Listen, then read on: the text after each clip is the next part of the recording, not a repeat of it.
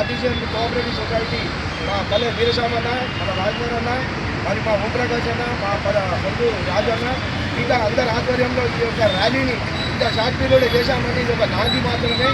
ఇది మొదటి అడుగు.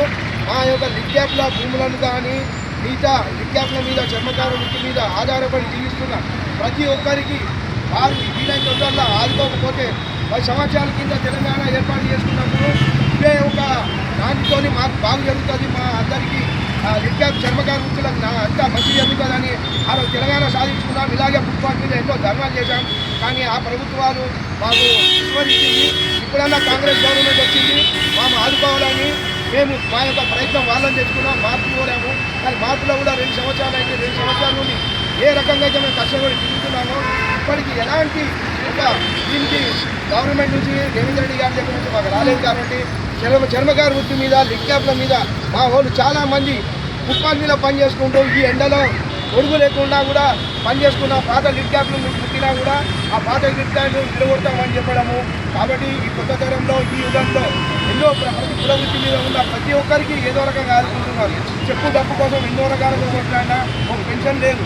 ఇవాళ కూడా 50, 70, 80 సంవత్సరాల మీద కూడా ఉన్నా కూడా చెప్పులు ముట్టుకుంటేనే ఆయన జీవనం సాగించాలి. కానీ ఆయనకు ఒక పెన్షన్ లేదు. చెప్పుల మీద ఆధారపడ్డారు.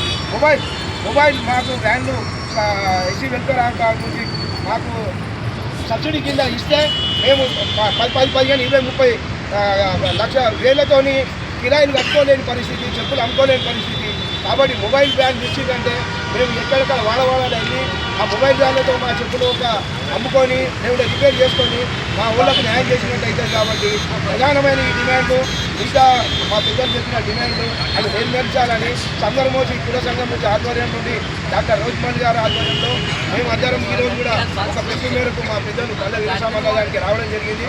కాబట్టి వీలైన తొందరలో ఇంకో 2-3 నెలల్లో హైదరాబాద్ దగ్గర ఇది కాదు కానీ ఓ 1000 మందితో ఇంకా భారీ ఎత్తున ఒక రోజు మొత్తం ర్యాలీ చేసి వారికి ముట్టడిస్తామన్న అయితేనే కానీ అవుతుంది.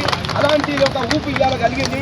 ఈ ఊపుతో ఇంకా మేము చాలామంది ఉన్నాము, చాలామంది వస్తారు. మనం అందరం కలిసి ముట్టడి కార్యక్రమాలు పెద్ద కార్యక్రమాలు చేస్తేనే మనం ఆదుకోగలుగుతాం.